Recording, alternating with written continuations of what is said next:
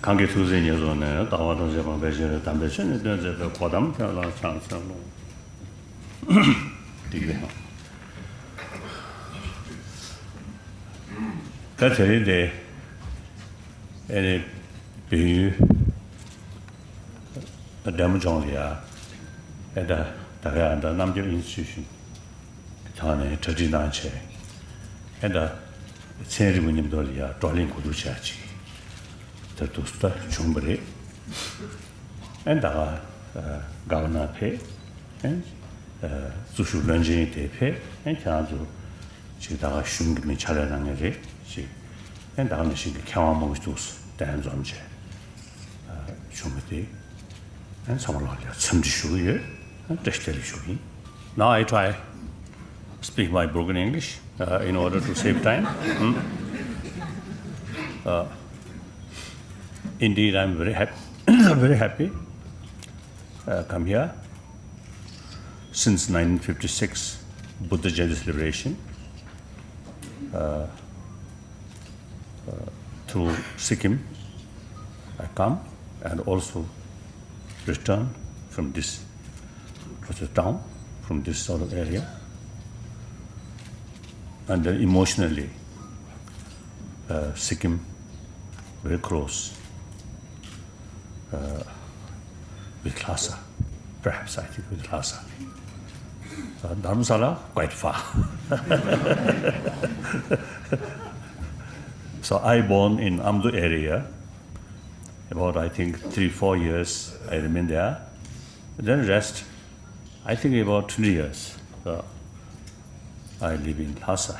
So emotionally, Sikkim very close in our mind. So a lot of progress, yeah. Indeed, I'm very happy. Now, the conference or dialogue with modern scientists. Last now, I think, around 30 years. Originally, my own personal curiosity. Since my childhood, I have keen interest about technology, about science. So then, eventually, it became quite clear.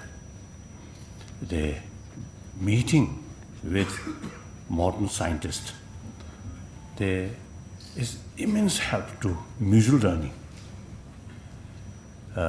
So that eventually now, this kind of, sort of dialogue actually institutionalized. So in Tibetan refugee monastic institution,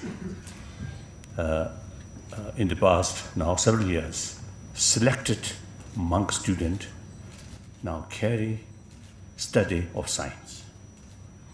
Now actually now we already translated into Tibetan about science, eventually introduced in these big monastic institution. So originally, some of our older scholars and the kishis, little reservation. When I talk, it is necessary to study science. Then they say, little reservation. But now they found it is very useful. Like that. And then, actually, I think 40 years ago, when I indicated or expressed some my friend, some American, actually Buddhist, sort of my sort of desire to dialogue or discussion with modern scientists. Some of them actually, you see, expressed to me, oh, be careful. Science is killer of religion. So therefore, be careful. Then I thought. How? No. In Buddhism, Pali tradition, then Sanskrit tradition, like Nagarjuna, and many great masters of Nalanda sort of university, monastic sort of university. You see, they very much emphasis skeptical and with sort of skepticism, and investigate. Through investigate, then you will find a reality. Without investigation, you cannot find the reality. Without skepticism, you may not bring the investigation. So Buddha himself, expressed or told to his follower, "O my follower, bhikshus and others should not accept my teaching out of faith and devotion, but rather investigation, experiment." So therefore, we Buddhists have some kind of liberty to investigate even Buddha's own word. Therefore, like Nagarjuna, Arya Sangha, Arya Deva, Buddha Palita, Vabiga, and all these great masters, they follow the Buddha's advice. Even Buddha's own word, they carry investigation, whether certain point mentioned in certain text or Buddha's own word can acceptable or not, through investigation, logical investigation. If they found certain point, although Buddha's own word, but still finds contradiction with reasons, with experiment, then we have the right or liberty to reject that. So that's a very scientific way of study. So therefore, I thought, no problem. Whether science is really killer of religion or not, I have to investigate. So we start, with meeting or discussion with scientists. Now, since instead of killer, but becoming more supportive. So that's just the background. Little short history about that. Then a few months ago, you came, Ramsara. There are some discussions. Then I suggested this kind of conference should take in Sikkim. It is very relevant. In the meantime, I also felt, as a friendly speaking, if this kind of meeting take place here, that also gives me an opportunity to come.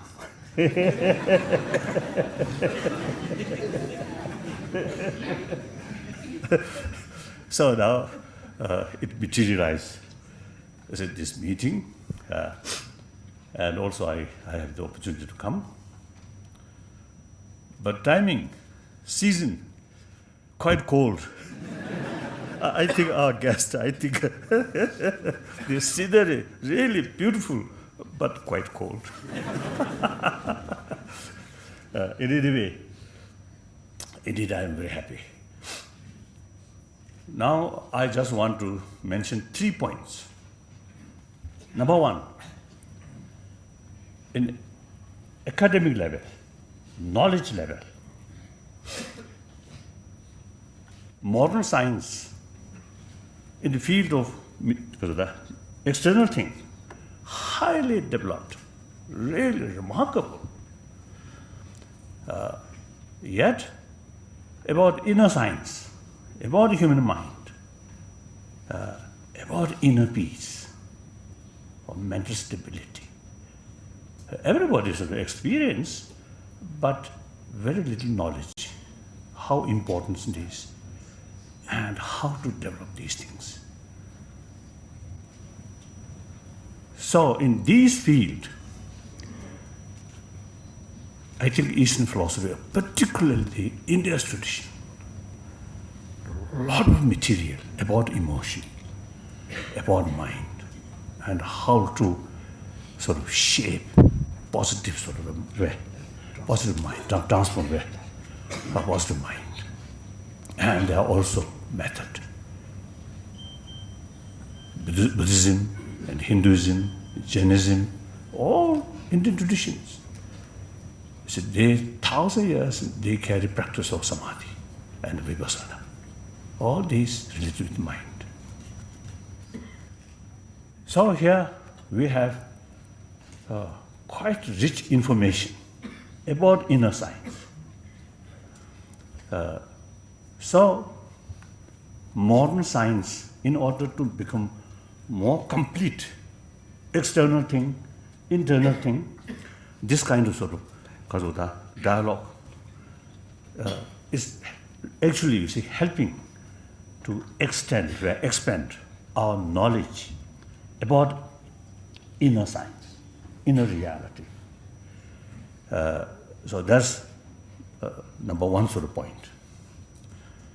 Number two, second point, I often is telling people, I'm Buddhist, of course, a practitioner, and my daily sort of life, 4 or 5 hours meditation or prayer. But still, I'm a very skeptical about the power of blessing, about the power of prayer. Just, you see, a few months ago, I was in Japan, in Hiroshima. You see, there's some Nobel laureate meeting. So in the final day, the sort of big sort of, something like, I don't know, the big gathering, and those Nobel laureates. Then I express, world peace cannot come through prayer, through blessing. Peace must come through our action. Action is more important than prayer, than blessing. Then also a few months ago, I was in Patna. The Bihar chief minister constructed huge Bihara. So he also invited me. I went there.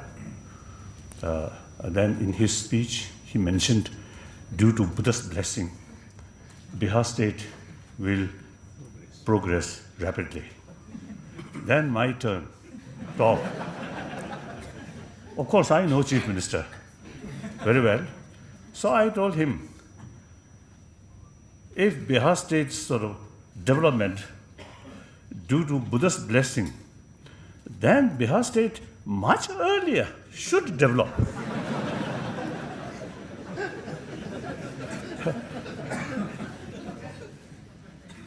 But the reality, Buddha's blessing there, it is for granted, take for granted. But Buddha's blessing must go through active chief minister's hand, his action.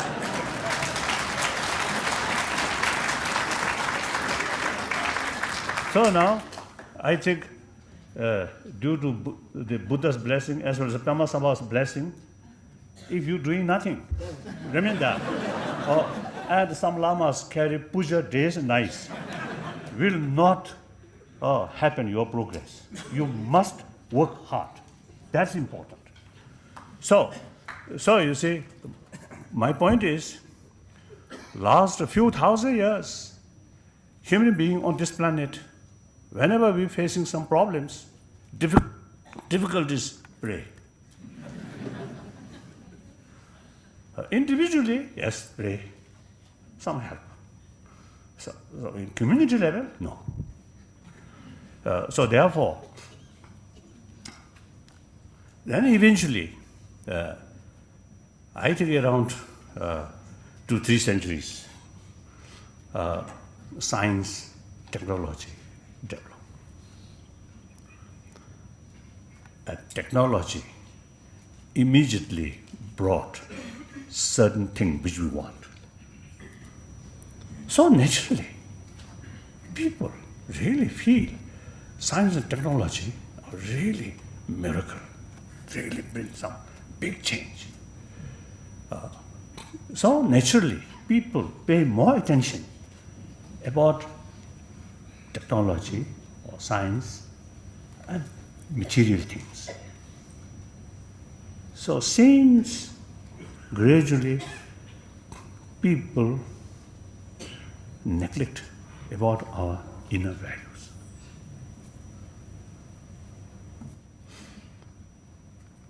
Then later, then I think, again, I want to share with you. Second, the last century, 20th century, really marvelous century. Technology, science, really developed immensely. But meantime, a lot of sort of scientific sort of knowledge and technology ability becoming destructive force, including nuclear weapon. And also like as a Newton bomb. Technologically, scientifically, really great achievement. But this achievement, instead of bring more happiness, but bring more fear, more destruction. And 20th century, according to some historian, over 200 millions of people killed through violence. Although the concept of war since 1,000 years there, but destruction is limited because of the destructive power, very limited.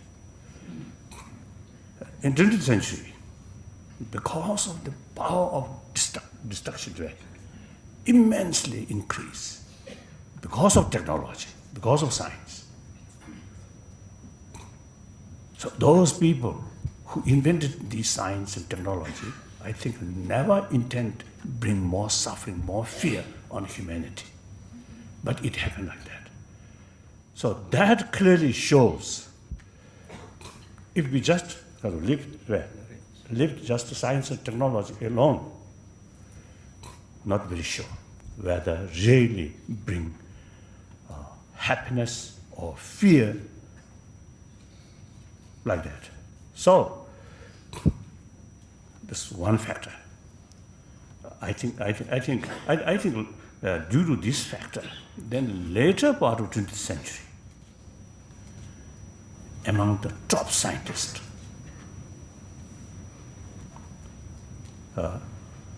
she began to feel importance of because of the human mind and sort of certain human sort of emotion. I think both way.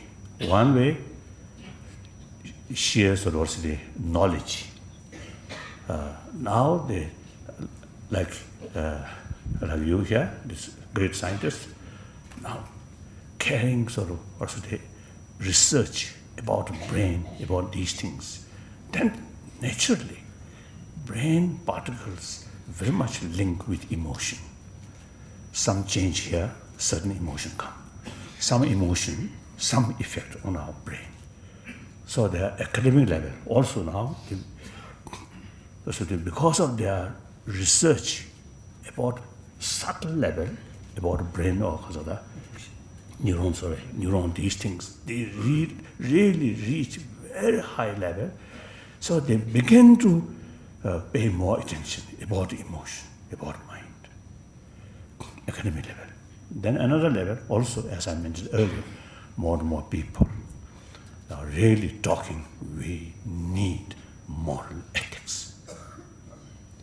In every field. In religious field also, due to lack of moral ethics, religion also becoming instrument of exploitation. Sadly, among Buddhist community also it happened. Then all other religious tradition, lack of moral principle. So some dirty things was happening. So usually I sort of share with other people. Usually people say dirty politics. Governor above politics. Chief minister still very active in politics. So the politics usually people say dirty politics.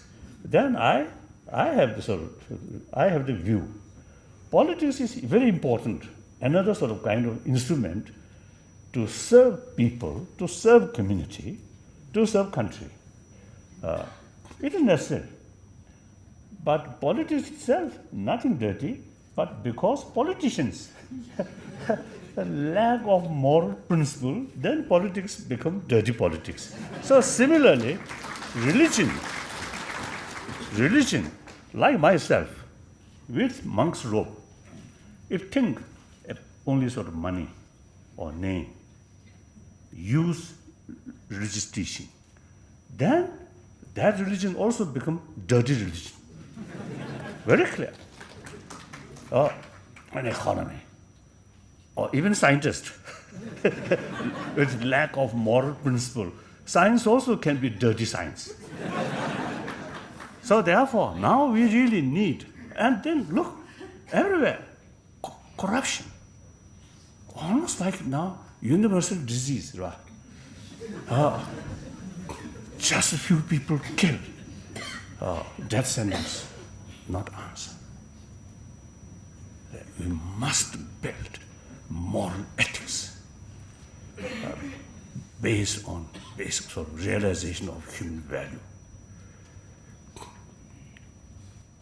So therefore, now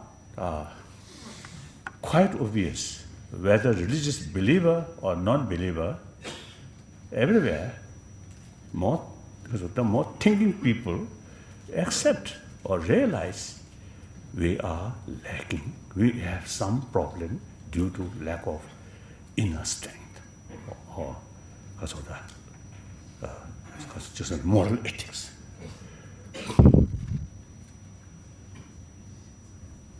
So, now, in order to promote these moral ethics, here is a different views. Some my friend, some Muslim, some Christian,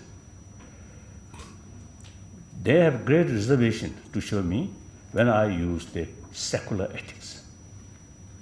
They say secularism is something a little bit negative towards religion. So they have that kind of sort of understanding way or view.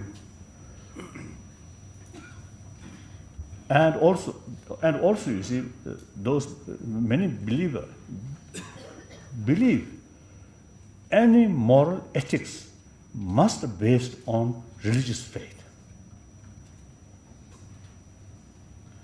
You know, the late Pope John Paul. He come from Poland, Polish. So similar sort of experience. So since my first meeting, we become very close sort of spiritual sort of brotherhood like that. Very close people. So one time, I boldly asked him whether moral ethics should be based on religious faith or not. He didn't answer. But his lieutenant answered, any moral ethics must be based on religious faith. My point is, if moral ethics, everybody accept moral ethics is necessary. If moral ethics must be based on religious faith, then, like India, then further complication. What religion? What faith? Or here, on Sadaji, Sikhism. Sikhism, I think, because of that later developed, and I think very much in the spirit of non-sectarian. Wonderful. Guru Nanak, one time, because of pilgrimage to Mecca, isn't it? Wonderful. But in any way, there are so many different religions in this country, so difficult. So naturally, because of that reality, our forefathers like Gandhi or Rajendra Prasad and because of Dr. Ambedkar or all these sort of scholars, lawyers, right?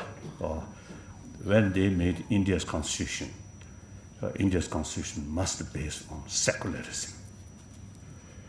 So secularism does not mean disrespect of any religion, but rather respect all religions equally.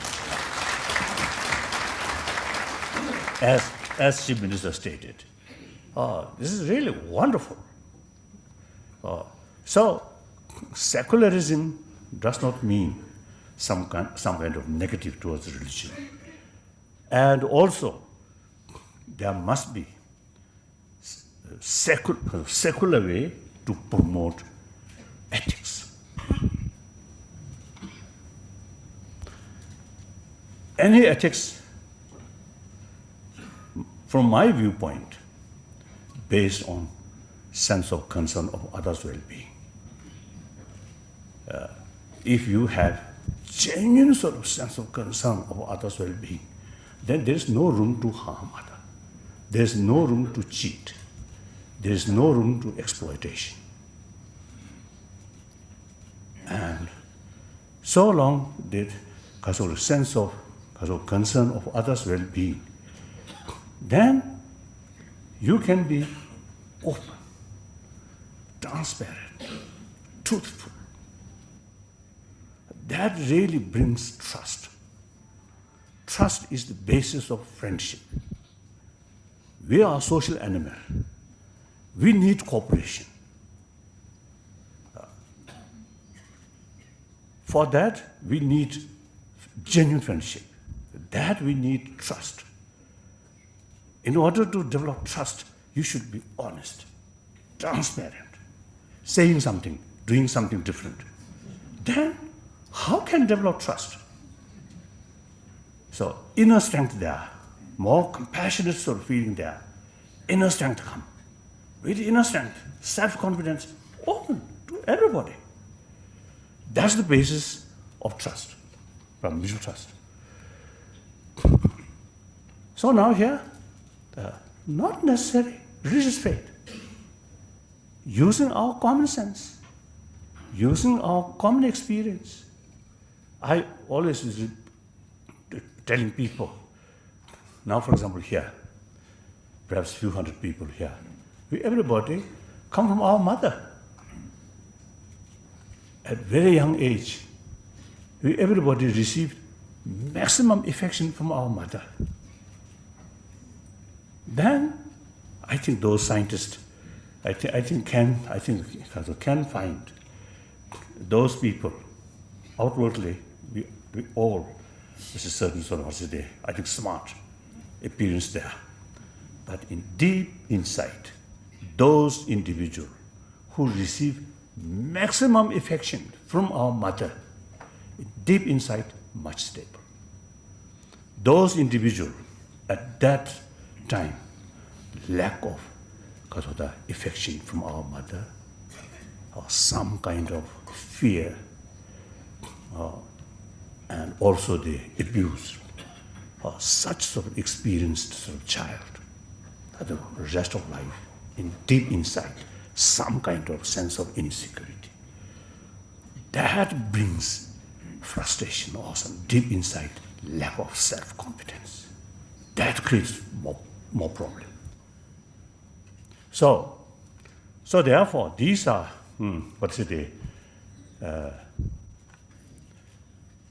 moral ethics, not based on religious faith, but using common sense and common experience. Then, the scientific finding, as our great scientists and both, you see clearly, sort of make clear presentation. These are very useful. More warm-heartedness is immense benefit to happy family, happy individual, even healthy body. then ultimately world peace or genuine equality or reduce the rich and poor, Gap between. global level as well as national level, all these ultimately related with inner moral ethics. So if inner moral ethic should pursue through religious faith, then more complication. Without touching religion, simply the secular way to promote this. And this promotion, as you mentioned, through young age, educate them. The moral ethics is one's own benefit, one's own happy life. Everybody is selfish. So if people realize this warm-heartedness is the immense benefit to oneself, one's own family, then they will pay more attention about these things. If we say, or if you should practice compassion, because Buddha loves compassion, or Jesus Christ loves compassion, then many people say, oh, don't care. Or compassion is important for your own health, for your own sort of happy day and night. Then pay more attention. It's clear. I think I am Buddhist. I have deep respect Buddha and all other sort of spiritual leaders. I think, they show us a certain method to promote these things. But frankly speaking, more or less fail. Of course, some individual, some get benefit, but humanity as a whole, nearly 7 billion human beings, I don't think. Now we need secular way to promote, not through lama, not through teacher, not through saint, but through education. That we can do using these materials. Most important part is the scientific sort of finding. So that's the number two way. So that's why, in order to bring a happy humanity, a happy society, happy individual, the moral ethics are important. But the way to promote these, not through religion, not through religious faith, but through the secular way, based on scientific sort of research, finding. Then third point, seems those traditions of India, as I mentioned earlier, a lot of sort of information about mind. Within that sort of the tradition, I think Buddhism, the basic Buddhist sort of structure, the final result come through method or practice. Method must be realistic. In order to carry realistic method, we must know the reality. So, therefore, I divided Buddha Dharma 3 parts. Science part, ideology or philosophy part, then practice. So, as far as Buddhist practice is concerned, it's only for Buddhists. But Buddhist science and Buddhist philosophy is something universal. So in this field, we are sort of discussing with scientists, never about Buddhist as a religion. This is many decades, whenever we discuss, I never touch about next life or karma, these things, or nirvana. This is our business, not their business. Our common responsibility is how to build happy society, healthy world. That's our common responsibility.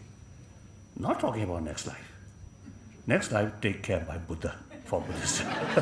or next go to hell or go to heaven, take care by Jesus Christ. So now here, this area, of course, all Himalayan belt, from Ladakh up to Man. Firstly, of course, Buddhism from India go to Tibet, reach Tibet in 8th century, 9th century. I always proudly to say, we are the real holder of real Nalanda tradition. Every important sort of matter about Buddhist concept, we always rely on Nalanda masters sort of quotation or their reasons.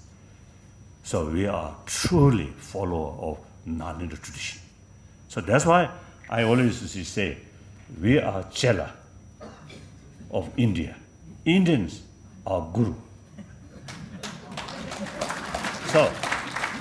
So our relation is something like relation between Guru and Chela. And sometimes I proudly telling my Indian Guru, we are not only just a Chela, but also quite a reliable Chela.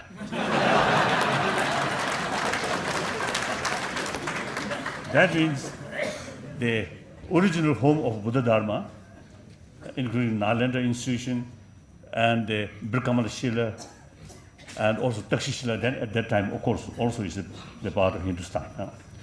So this area, but due to some invasions, due to some different sort of reasons, then eventually Kasota almost disappear. During these sort of, also a lot of sort of ups and downs in Guru's own land, we Chela, through centuries, kept intact those Nalanda tradition. So that's quite reliable, quite a reliable sort of Chela or student. So in any way, then this is a belt, Himalayan range. They eventually, from Tibet, the Buddhism come from Tibet. So from Ladakh up to Man, I think every monastery, every Gomba, and also those, I think, because of the richer family, you have Ganjul, Benjul, or Yum, Bum, Niti, Gyatamba. So that means you are a follower of this tradition. So therefore, like Sikkim, and since my, I think, second or third visit, I told governor as well as the chief minister at that time, Sikkim state, within the state, there are different sort of believer. Buddhists, Hindus, I think very few Jain. And anyway, maybe some Muslim and some Christians, but state as a whole, Buddhist community. There are so many monasteries, Gombas. So therefore, I think one important aspect of Sikkim, or one important aspect of Sikkimese identity, Buddhist culture, is very important. So therefore, it is important to keep, to preserve Buddhist culture. When I say culture, Buddhist culture, it is related with community. For example, in Tibet, in Lhasa, I think at least 4 centuries, Muslim community there. But these people, these families, religious faith is Muslim, Islam. But their way of life very much in the spirit of Buddhist culture. So when we talk Buddhist culture related with the whole community, then Buddhist religion is an individual matter. So society as a whole, community as a whole. I think it is really part of your own culture, and sort of realistically, it's benefit to keep Buddhist culture. I was told in recent years, now you receive a lot of money from central government. So spend a lot of money, some building. There is danger to forget inner value and Buddhist culture. So you must make special effort for promote this Buddhist culture, not through prayer, but through study, but through education. That I want to. That's third point. So therefore, I thought it is relevant. This kind of meeting should take an area where Buddhist culture traditionally there. That's my reason. So I urged him, like that. So I really appreciate all the concerned people. You organize this organization, this meeting. So I really appreciate. Thank you. Now next 3 days, my way. 3 days. 3 days deliberation will be, I think, useful to some people. It simply reminds, but some people may be open your awareness. So now we spend a few days, then we leaving. 23rd, I'm leaving. So these professors also is leaving. So now people, local people, you have the responsibility to carry these ideas, to implement these ideas. So entirely your own responsibility, entirely depend on your own action. Thank you.